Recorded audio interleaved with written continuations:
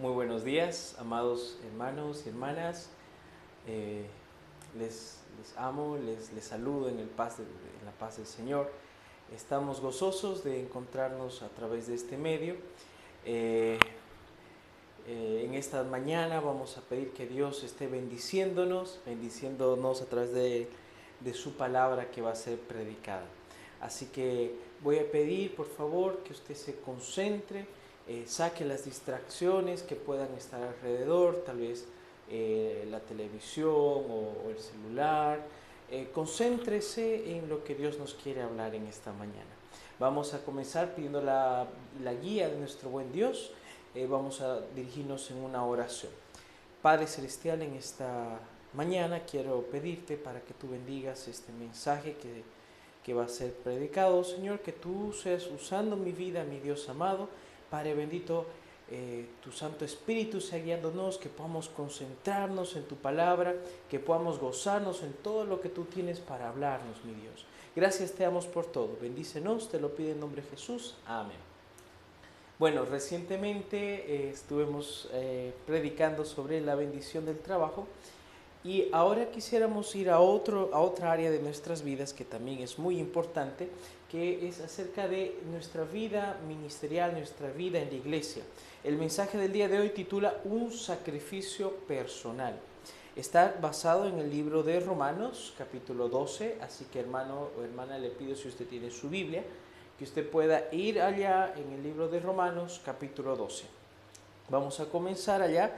En el libro de Romanos, capítulo 12, solamente para hacer un breve preámbulo, Romanos es una epístola que fue escrita por el apóstol San Pablo, y él en los primeros 11 capítulos, él habla mucho sobre doctrina, mucho sobre la justificación por la fe, y cuando ya llega al capítulo 12, habla sobre cómo poner en práctica todo lo que él había estado hablando anteriormente en los anteriores capítulos. Así que vamos a comenzar a leer así lo que dice en el libro de Romanos, capítulo 12, desde el versículo 1. Dice así: Así que, hermanos, os ruego por las misericordias de Dios que presentéis vuestros cuerpos en sacrificio vivo, santo, agradable a Dios, que es vuestro culto racional. No os conforméis a este siglo, sino transformaos por medio de la renovación de vuestro entendimiento, para que comprobéis cuál sea la buena voluntad de Dios, agradable y perfecta. Vamos a ver paso a paso lo que Pablo está diciendo acá. Primero dice: os ruego por las misericordias de Dios. Cuando pensamos las misericordias de Dios, pensamos en un regalo. La misericordia de Dios es algo que, aunque no lo merecíamos, Dios nos lo ha dado. Dice así: no por mérito propio, sino por un presente de parte de Dios. O sea, algo que no es mío, algo que no es suyo, Dios se lo dio. Y Pablo dice: os ruego por las misericordias de Dios. ¿Y qué es lo que ruega Pablo? Dice: que presentéis vuestros cuerpos en un sacrificio vivo. ¿Qué quiere decir eso? Quiere decir presentarte delante de Dios, una decisión personal, algo que nadie puede decidir por ti o por mí. Alguien tienes que decidir tú, en tu vida, presentarte delante de Dios, una manera viva, un sacrificio vivo. Antiguamente, para ofrecer sacrificios tenían que llevar animales y tenían que sacrificar esos animales y tenían que morir. Ahora aquí Pablo está diciendo: no, ya no son esos animales muertos, ahora es un sacrificio vivo. Te ruego por la misericordia de Dios que presentes tú como decisión personal un sacrificio vivo. ¿Qué quiere que hagas? Un sacrificio vivo, santo, o sea, apartado y agradable a Dios. Hermanos, los sacrificios que nosotros podemos hacer a veces pueden ser para Dios como algo que Dios lo podría hacer 1000 veces mejor, pero Dios lo recibe con agrado. Mire que cuando un niño hace un dibujo para su padre, él agarra y lo hace con mucho amor y mucha ternura y lo presenta a su padre. Y muchos padres agarran esos dibujos y los coleccionan o los ponen como un mural y quieren que todo el mundo los vea, o los guardan como un tesoro grandioso. Si viene un experto artista y les dice: esto no es una obra de arte para nada, pero para el Padre sí es una obra de arte porque fue hecha con amor. De la misma manera, Dios recibe estos sacrificios que hacemos delante de Él, los recibe con mucho amor y son agradables a Dios. Dios no rechaza nuestras obras. Estas obras que hacemos, aunque son imperfectas, quedan perfectas por la sangre de Cristo. Matthew Henry dice: el proceso de la santificación, morir más y más al pecado y vivir más y más para la justicia, es llevar a cabo esta obra renovadora hasta que sea perfeccionada hasta la gloria. En Efesios capítulo 4 versículo 13 dice Pablo también: hasta que todos lleguemos a la unidad de la fe, al conocimiento del Hijo de Dios, a un varón perfecto, a la medida de la estatura de la plenitud de Cristo. Eso es un sacrificio vivo, santo, agradable a Dios. Y dice vuestro culto racional. ¿Qué quiere decir culto racional? Es la forma de adoración que nos presentamos delante de Dios. También dice Pablo en el versículo 2, si usted tiene su Biblia, fíjese allá en Romanos 12, donde estamos: no os conforméis a este siglo, sino transformaos por medio de la renovación de vuestro entendimiento, para que comprobéis cuál sea la buena voluntad de Dios, agradable y perfecta. ¿Qué quiere decir que no tenemos que conformarnos a este siglo, mi hermano?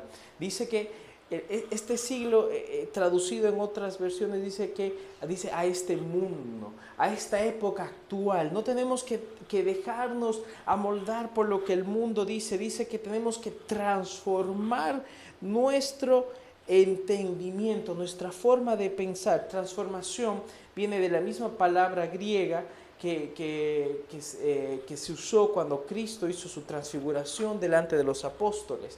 Es la misma palabra, transformarse. Nosotros hacemos por así decirlo, una metamorfosis.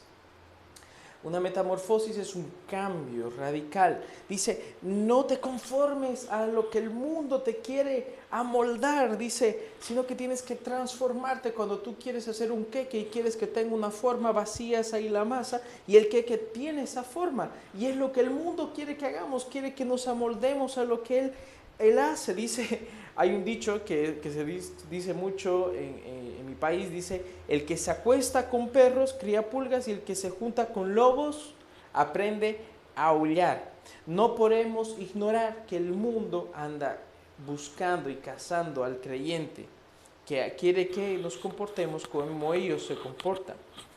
¿Cómo se ha dado cuenta? Algunos padres tienen cuidado con las amistades que tienen sus hijos, porque saben que esas amistades pueden influenciar para bien o para mal. De la misma manera, si nosotros nos juntamos mucho con este mundo puede transformar nuestra manera de pensar como ellos quieren. Y eso es lo que Dios no quiere que hagamos. No sé si ustedes conocen, hay un insecto que se llama la mantis religiosa. La mantis religiosa es un animalito que tiene dos patitas así.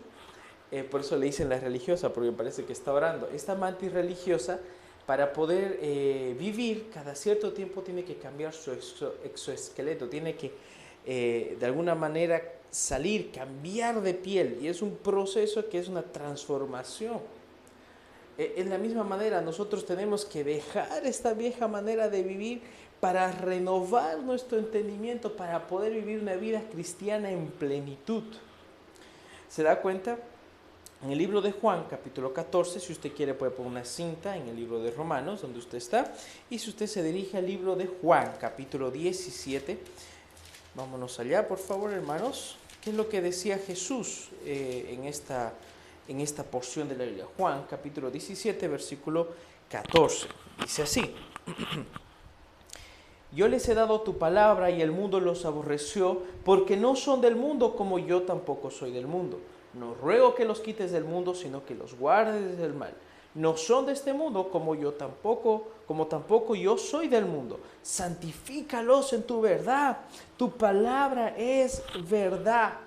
Jesús decía: Señor Padre, te pido por favor, no los quites de este mundo, sino guárdalos del mal. Hermanos, vivimos en este mundo, Dios nos ha puesto en este mundo, pero con una misión para que seamos transformados, para que no nos amoldemos a Él, para que vivamos confiando en Cristo. Y después Jesús dice: santifícalos en tu verdad, tu palabra. Hermano, mi hermana amada, la Biblia es la verdad. Si alguna vez usted tiene una duda de cuál es la verdad, acuda a la Biblia. La Biblia es la verdad, hermanos amados. ¿Y cómo podemos saber cuál es la verdad? ¿Cómo podemos saber cuál es la verdad? si no estamos diariamente sumergidos en la verdad, mis amados hermanos? ¿Cómo podríamos transformar nuestro entendimiento, nuestra forma de pensar, si no estamos concentrados en lo que Dios nos quiere decir día tras día? Es importante, hermano, hermana, que usted día tras día usted se enfoque en leer la palabra de Dios. No sé cuántas horas usted está dedicando a leer la Biblia. Fallamos, es difícil. Es por eso que Pablo decía: presentad vuestros cuerpos en un sacrificio vivo, hacer el sacrificio. Lea la Biblia para que usted no sea engañado y su entendimiento, su manera de pensar pueda ser cambiada. Dice también: para que comprobéis cuál sea la buena voluntad de Dios, agradable y perfecta. La voluntad de Dios, hermano, hermana, siempre es agradable, es deliciosa, es perfecta. Vamos a seguir con nuestra lectura en el libro de Romanos, capítulo 12, versículo 3. El siguiente versículo dice así: digo pues, por la gracia que me es dada, a cada cual que está entre vosotros, que no tenga más alto de sí que el que debe tener, sino que piense de sí con cordura, conforme a la medida de la fe que Dios repartió a cada uno. Fíjese esa palabra que dice con cordura, con cordura. Ya Pablo nos está hablando un mensaje interesante que dice que tenemos que presentarnos como un sacrificio vivo, que no tenemos que conformarnos a este mundo, y una vez que estés haciendo, hagas este cambio, esta metamorfosis, esta transformación de tu mente, ahora Pablo te dice: no tengas un más alto concepto de ti que el que debes tener. Con cordura, mis amados hermanos. Qué difícil es a veces esta lección. Ese es un choque, podríamos decir así, algo contrario de lo que se enseña hoy día la psicología humanista, que dice que los problemas de autoestima, que las personas tienen problemas de autoestima. Yo creo que más bien muchas personas tienen demasiada autoestima y siempre tendemos a pensar de nosotros un poquito más alto, y queremos que los demás también me miren a mí como yo me miro, pensando que yo soy bueno, yo tengo todo. Mis hermanos amados, todos somos importantes, como vamos a ver más adelante, pero también Pablo dice: no tengas un más alto concepto de ti, sino dice, piensa con cordura, conforme a la medida de la fe que Dios te ha dado. Pablo en el libro de Romanos, en otros versículos, habla sobre la jactancia. Una palabra en el libro de Romanos 3:27 dice así: ¿dónde está la jactancia? Queda excluida. ¿Por cuál ley? ¿Por la de las obras? No, sino por la ley de la fe. En el Evangelio no hay jactancia. ¿Cómo somos salvos, hermanos? Somos salvos a través de la fe. No merecemos nada y aún así Cristo entregó su vida por nosotros. Si ustedes se dan cuenta, el mundo cada vez más habla sobre la vanagloria, sobre que tienes que ser el mejor, sobre que tú tienes que salir sobre los otros, todos los demás me tienen que ver. Es lo que Pablo dice aquí: no, piensa de sí mismo con cordura. Si pensamos con cordura, nos damos cuenta que todo lo que tenemos y todo lo que somos, mis hermanos, lo que Dios nos ha permitido tener hasta ahora es por la pura gracia de Dios. Hermanos, yo doy gracias a Dios por cada cosa que Dios me ha dado, que Dios me bendice. Agradezco por mi hogar, agradezco por mi trabajo, agradezco por mis dones, yo agradezco por todo lo que Dios me ha dado. Pero como Pablo dice aquí, no sería nada de todo esto si no fuese por la gracia de Dios. En el libro de Marcos se lee una historia muy interesante de dos discípulos, dos apóstoles, que estos apóstoles se llamaban Jacobo y Juan. Y se acercan a Jesús y le dicen: Maestro, queremos pedirte algo. Cuando estemos en tu presencia, en el cielo, queremos que nos concedas este don, que uno se siente a tu derecha y otro a la izquierda. Interesante, ¿no? O sea, ellos tenían tan alto concepto de sí mismos que decían: pucha, somos mejores que los otros 10 apóstoles y queremos que nos pongas adelante de todos, en el trono, para que todos nos puedan ver. Y en el libro de Marcos 10, si usted lo quiere puede buscar, dice así: mas Jesús llamándolo les dijo: sabéis que los que son tenidos por gobernantes de las naciones se enseñorean de ellas y sus grandes ejercen sobre ellas potestad, pero no será así entre vosotros, sino el que quiera hacerse grande entre vosotros será vuestro servidor, y el que de vosotros quiera ser el primero será el siervo de todos, porque el Hijo del Hombre no vino para ser servido, sino para servir y para dar su vida en rescate de muchos. Dios vino a este mundo para entregar su vida, para que todo aquel que en Él cree no se pierda, mas tenga vida eterna. Dios mismo vino a servir. Qué bueno pensar, hermanos, si este don que Dios me ha dado lo voy a poner al servicio de Dios, y qué privilegio que tenemos estos dones, podamos ponerlos al servicio de una manera que podamos pensar, aunque no es mío, yo lo estoy dando para la obra de Dios. Yo agradezco a Dios solamente como un ejemplo, porque hay muchos ministerios en nuestra iglesia, pero por ejemplo el ministerio de alabanza, si usted se pone a pensar, estos hermanos están poniendo de sus dones, y muchos ponen sus instrumentos para el servicio de Dios. Qué lindo, ellos no están cobrando una renta por los servicios o cobrando por los servicios, ellos están poniendo esos dones para el servicio de Dios. Y eso es solo un ejemplo. El Evangelio es nuestra gloria, eso es lo que predicamos, eso es todo lo que tenemos por la bendita gracia de Dios.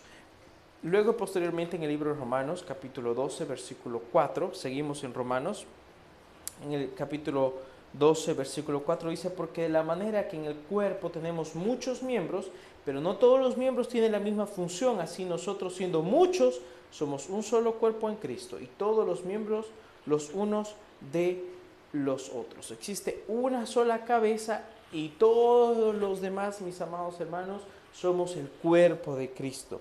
Cada miembro tiene su propia función. Cada miembro tiene su propio rol. Después, en el libro de Primera de Corintios, capítulo 12, Pablo, también hablando acerca de los dones espirituales que él menciona, otra lista que también habla, pero dice así en el libro de Primera Corintios 12, si usted quiere vamos allá. Primera Corintios, capítulo 12, desde el versículo 16, Primera Corintios 12, desde el versículo 16 hasta el 18. Si dijere la oreja, porque no soy ojo, no soy del cuerpo, por eso no será del cuerpo. Si todo el cuerpo fuese ojo, ¿dónde estaría el oído? Si todo fuese oído, ¿dónde estaría el olfato? Mas ahora Dios ha colocado los miembros, cada uno de ellos en el cuerpo, como Él quiso. Yo me imagino, hermanos, que cada miembro se rebelase y dijese: no, yo no quiero pertenecer aquí, yo quiero ser una parte más importante. Yo me imagino que los riñones ahí se rebelen y digan: yo, porque no estoy en el centro del cuerpo, yo quiero ser corazón, así que ahora me voy a levantar, a sublevar, y ya no voy a trabajar por una semana. ¿Se imagina que los riñones se subleven? Ahí todos nos morimos, los riñones dejan de filtrar y todos quedan hinchados porque los riñones ya no están funcionando, porque no son el centro. O el corazón que se rebele y diga: ya no, porque yo quiero ser cabeza, y deje de latir, directamente muere la persona. De la misma manera, mis amados hermanos, hay diferentes miembros. Cada miembro, por la gracia de Dios, ha sido pensado por la gracia de Dios para que sea puesto en un lugar específico. Dios a usted, mi amado hermano, lo ha puesto en un lugar específico, porque Dios quiere usar la vida de usted. Mis amados hermanos, vamos a ver a partir de los siguientes versículos de Romanos acerca de diferentes dones.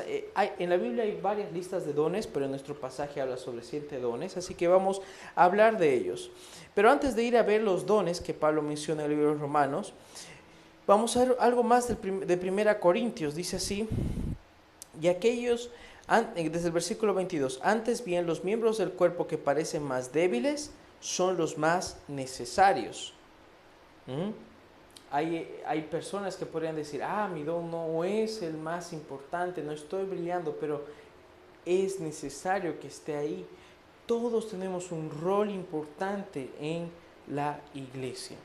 Vamos a ir al libro de Romanos. Volvamos a nuestro pasaje, Romanos capítulo 12, desde el versículo 6. Dice así, desde el versículo 6 hasta el versículo 9. Dice así: de manera que, teniendo diferentes dones según la gracia que nos es dada, si el de profecía, úsese conforme a la fe, o si del servicio en servir, el que enseña en la enseñanza, el que exhorta en la exhortación, el que reparte con liberalidad, el que preside con solicitud, el que hace misericordia con misericordia. estos son una lista de 7 dones que vamos a ir viendo poco a poco, que Pablo va mencionando. Primeramente habla sobre el don de la profecía. Mis amados hermanos, el don de la profecía dice que debe ser usado conforme a la medida de la fe. Un profeta es un portavoz de Dios. Antiguamente había involucrada un poco de predicción, pero se enfocaba más que todo en decir lo que Dios quería hablar. Antes no tenían toda la escritura revelada, entonces estaban profetas que les vayan hablando lo que Dios les iba guiando y hablando a través del Espíritu Santo. Hoy en día ya no necesitamos más profecía, como decir así, pensando en el futuro, sino que ya Dios nos ha revelado toda su palabra en la Biblia, y de esa manera no necesitamos profetas. Podemos decir que un profeta, alguien que cumple un rol de profeta, es nuestro pastor, porque él nos habla acerca de la palabra de Dios que ya ha sido revelada, y dice, úsese ese don conforme a la medida de la fe. Dice Strong en uno de sus pasajes, dice, toda profecía moderna que es cierta es tan solo la renovada proclamación del mensaje de Cristo, la proclamación y exposición de la verdad ya revelada en la Escritura. El siguiente don que menciona Pablo dice, si de servicio, en servir. Aunque parece un poco obvio, dice, el que tiene el don del servicio, en servir. Viene de la palabra diácono, diaconía. Es la persona que está lista para servir, estoy pronta para servir. Es una persona que tiene ese don, ve la necesidad y ya listo está para servir y ayudar en diferentes servicios. Pero ¿por qué no es tan obvio, mis hermanos, amados? Porque si usted se pone a pensar, dice, si tienes el don de servir, sirve, pero no lo uses como para que los demás te vean. Ah, mira, qué gran don que tiene él. No, úsalo para el servicio de Dios. Una característica muy buena que podemos ver, por ejemplo, los hermanos que tienen este don de servir y que vienen y nos ayudan en la limpieza. Hay grupos de limpieza en nuestra iglesia, por si usted no lo sabía, ahora ya lo sabe. Entonces, una manera de servir es hablar con la hermana Katy y decir, hermana Katy, yo quiero servir a Dios y quiero que me meta a estos grupos de limpieza. Lo animo, hermano, si usted no está, puede entrar a esos grupos y así podemos servir a Dios. Los hermanos vienen cada semana, hacen la limpieza generalmente los días sábados o los días jueves antes del culto. Ellos están ahí, aunque nadie los está viendo. Usted llega el domingo al culto, la iglesia ya está arreglada, la iglesia ya está acomodada, desempolvada las sillas, han pasado lustre a todo el piso, han pasado la aspiradora, han limpiado los baños, limpiado la cocina. Es un servicio que están los hermanos ahí, aunque nadie los está viendo, saben que Dios los está viendo y están dando de sus vidas. Dice, el que tiene el don del servicio, sirva. Eso es lo que dice Pablo, aunque los demás no lo vean, sirva. El siguiente don es el don de la enseñanza, es la capacidad de transmitir las escrituras, de hablar y explicar lo que Dios quiere decir.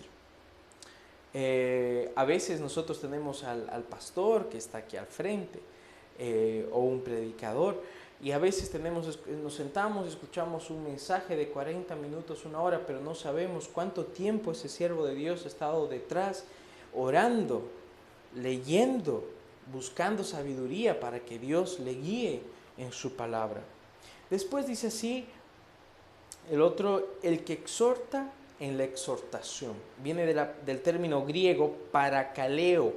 Parakaleo llama a estar cerca, le invita, lo invoca. Es el don de mover a los santos a desistir de toda forma de mal y emprender nuevos logros para Cristo en santidad y de servicio. Mis hermanos amados, este don de la exhortación creo que es muy necesario en nuestra iglesia, porque cada vez vemos más cristianos que se van enfriando en la vida del Señor. Y dice, si tú tienes el don de la exhortación, es ponerte al lado del hermano y decirle, ven, vuelve al redil, queremos tenerte cerca. Exhortarlo con amabilidad, vuelve a los caminos del Señor. También dice el otro don que habla Pablo, dice el que reparte con liberalidad. Repartir es la dotación divina que inclina y capacita a alguien para ser consciente de las necesidades y a apoyar y ayudar a suplirlas. Como vemos, la mayoría de los dones que leíamos al principio, un sacrificio vivo. Si vas a repartir, hazlo con liberalidad.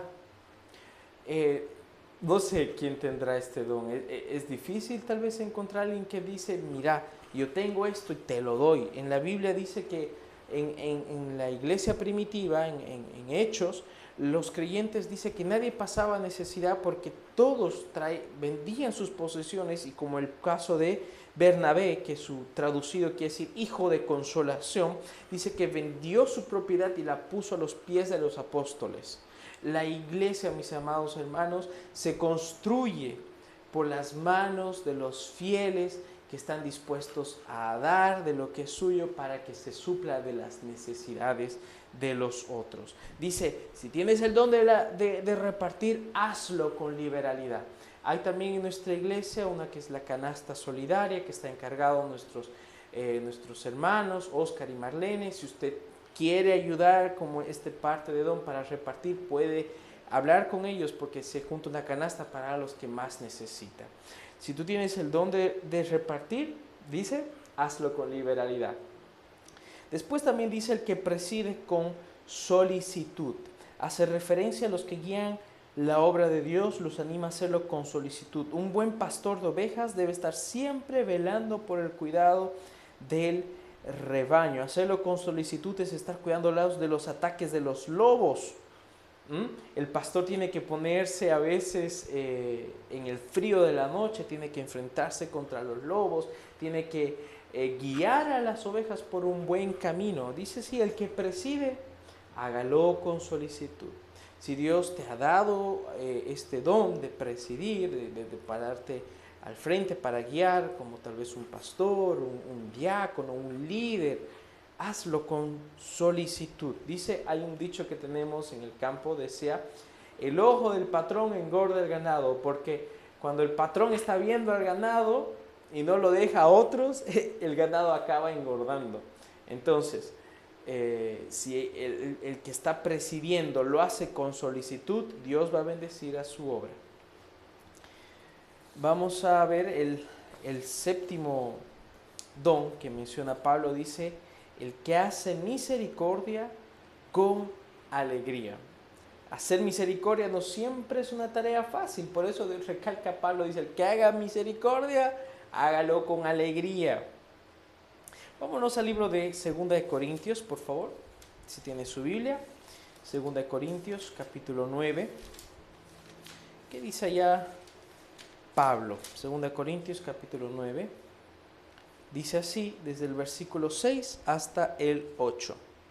Por eso digo, el que siembra escasamente también segará escasamente, el que siembra generosamente, generosamente también segará.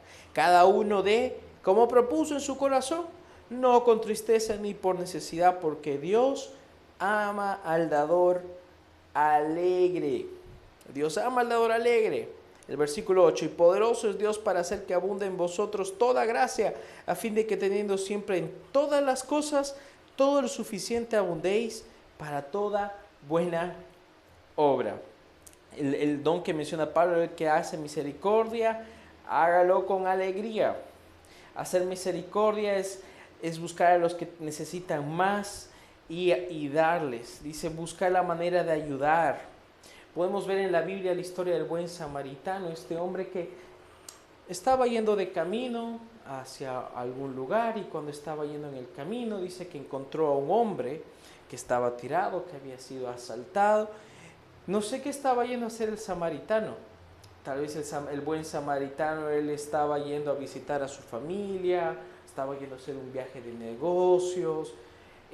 Tal vez él estaba yendo solamente a vacacionar, no sé qué está yendo a hacer el buen samaritano, pero cuando vio a este hombre tirado a un lado, dice que su corazón fue movido a misericordia y se inclinó y lo ayudó. Eso es lo que dice Pablo aquí, el que hace misericordia, hágalo con alegría. Hermanos, es un don maravilloso, pero no siempre es fácil hacerlo. Pero Dios dice aquí, en 2 Corintios 9, 7, no con tristeza, ni por necesidad, porque Dios ama al dador alegre.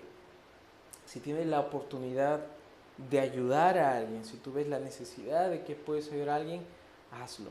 Y de alguna u otra manera todos deberíamos como tener algunas secciones de estos dones, pero unos son mejores que otros en algún don. Y si tu don es hacer misericordia, hazlo con alegría, ayuda al necesitado. Ahora la pregunta, ¿cómo puedo saber cuál es mi don? ¿Cómo puedo saber cuál es el don que Dios me ha dado? ¿No? Hay muchos hermanos que están aquí, que están sirviendo a Dios de alguna u otra manera, y agradecemos a Dios por sus vidas. La iglesia sí se construye, pero si usted no está participando, hay algunas maneras, y la primera cosa para saber cuál es su don es involucrarse. ¿Cómo puedes descubrir cuál es tu don si no te involucras, si no estás perseverando, si no estás yendo hacia adelante y buscando cuáles necesidades hay en la iglesia? Si tú ves una necesidad y tú dices, yo soy bueno en esto, tal vez puedo ayudar en este sentido, puedes involucrarte. Pregúntale, la otra opción es que preguntes a otros. Muchas veces nosotros mismos no sabemos en qué somos buenos, pero si preguntamos a otros, tal vez nos pueden decir, usted es bueno en esto, ¿por qué no nos ayuda a hacer esto? Si usted ve una necesidad, piensa que puede suplirla, hable con nuestro pastor y pregunte si usted puede participar y usar su don. Volvamos al libro de Romanos, por favor, capítulo 12, versículos 9 y 10. Dice así: el amor sea sin fingimiento, aborreced lo malo, seguid lo bueno, amaos los unos a los otros con amor fraternal. En cuanto a honra, prefiriéndonos los unos a los otros.